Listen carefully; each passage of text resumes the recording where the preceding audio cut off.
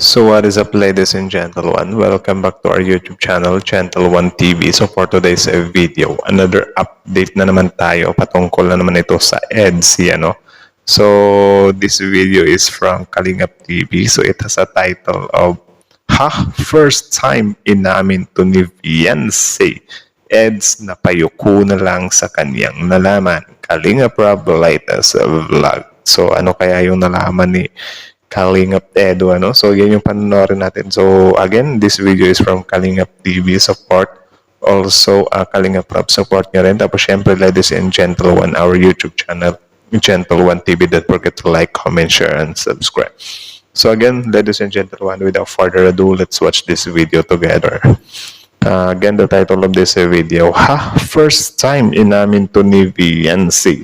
EDS na payuko na lang sa kanyang nalaman. Kalingap Rob latest vlog. Nako, ano kaya ito, men? So again, ladies and gentlemen, Kalingap TV, Kalingap Rob, Gentle1 TV.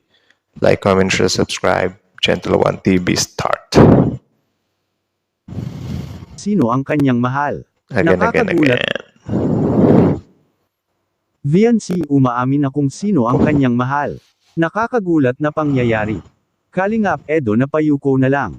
Isang mapagpalang araw sa inyong lahat mga Kalingap, sanay hindi nyo po makalimutan na mag-like sa video Like nito. the video, of course. At paunawa tapusin muna ang kabuuhan ng video na ito mga Kalingap at para malaman ang Of course, nilalaman watch nito. till end before you comment. Yeah. At maraming salamat po mga Kalingap sa pagpatuloy na pagsuporta lalo na kay Kuya Val Santos Matubang at Also, Kalingap again Rob. and again and again, the father and son of Kalingap. Don't forget to like, comment, share, subscribe, okay? Support them too, guys. Viancy first time inaamin ito. May mahal na Sino pala yan? si Viancy. Pero bago yun mga Kalingap ay pag-usapan muna natin mga Kalingap ang ilang mga naging issue patungkol kay Viancy at Kalingap Edo mga Kalingap na Napaganon siyang si lumuhig Kalingap sa Rob. ilang mga taga-subaybay Okay. ng EDSI. Nang dahil nga sa ginawang pag-akbay ni Ryan kay Viancy mga Kalingap, si Viancy umaamin na kay Edo kung Nako. sino ang mahal nito. At ang pag-akbay ni Ryan kay Viancy ay naging usap-usapan ito kamakailan. Natatakot ang karamihan mga Kalingap na baka mababuwag ang EDSI nang dahil sa isyu na iyon sa pag-akbay ni Nako. Ryan kay Viancy. Dahil maaring mawawalan ng mga sponsor si Viancy nang dahil lang sa hindi na pagtitintihan ng maayos. Maaring ang pag-akbay ni Ryan kay Viancy ay wala itong malalim na kahulugan mga Kalingap kundi isang akbay lang na Well, gano'n pagkakaibigan. naman din talaga. May tendency din talaga, no, if ever na totoo yun na mayroong akbayan na nangyari, na mayroong sponsor na mag-back out. Kasi yun nga, parang nabuwag na yung ano nila eh. Nabuwag na yung love team na sinusuportahan nila. Pero hindi naman talaga siya 100% sure or ganun talaga yung mangyayari. Ano. Naghinala kasi ang ilang mga taga-subaybay ng EDSI mga Kalingap na baka anya may relasyon si Viancy at Ryan dahil sa okay lang kay Viancy na may nakaakbay sa Naku po. kanya mga Kalingap.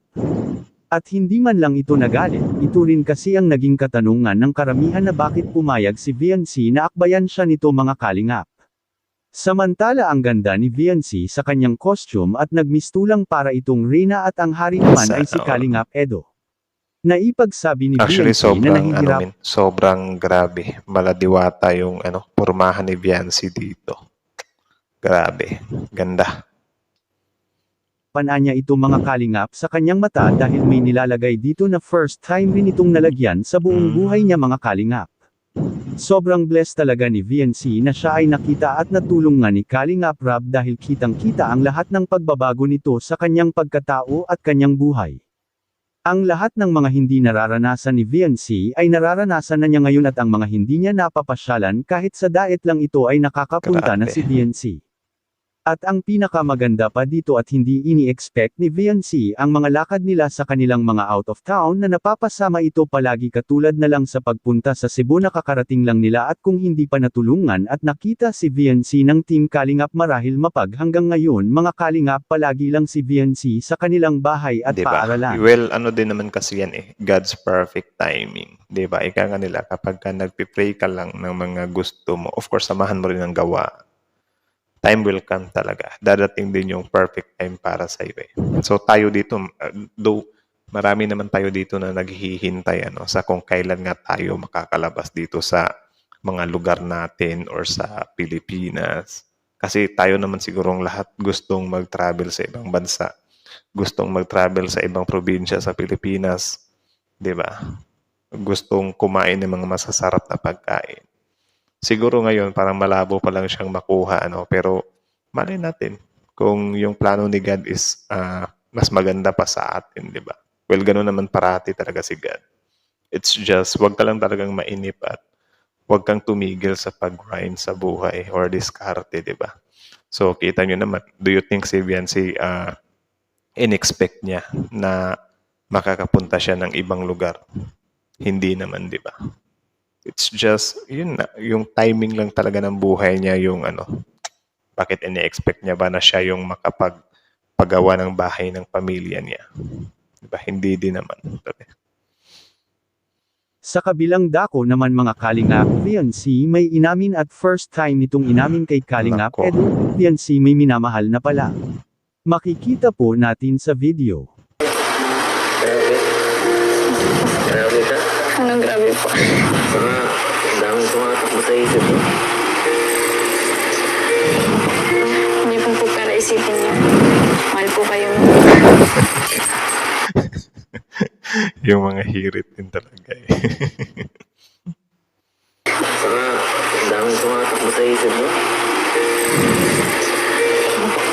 Hindi po po para isipin niyo. Mahal po kayo.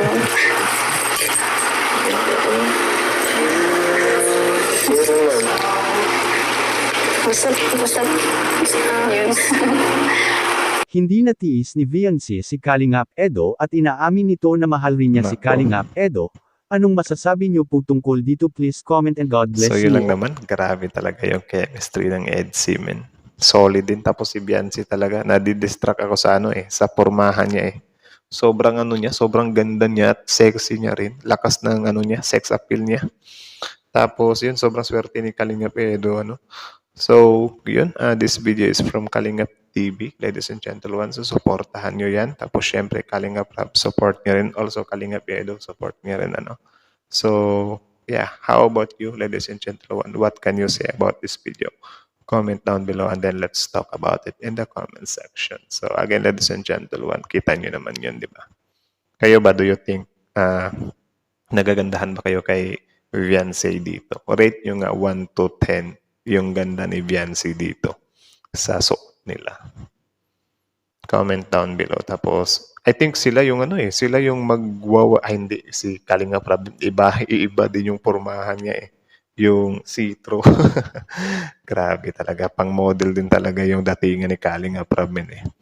So yun, para sa akin, talaga, lumitaw talaga yung ni Viancy dito, ibang klase din talaga kapag na tawag siya, napapabilang ka dito sa sa Kalingap Angels kasi din ba, may maraming opportunities din na dadating sa buhay mo So yun pala yun. At syempre si Viancy sobrang layo na din talaga ng narating niya, men.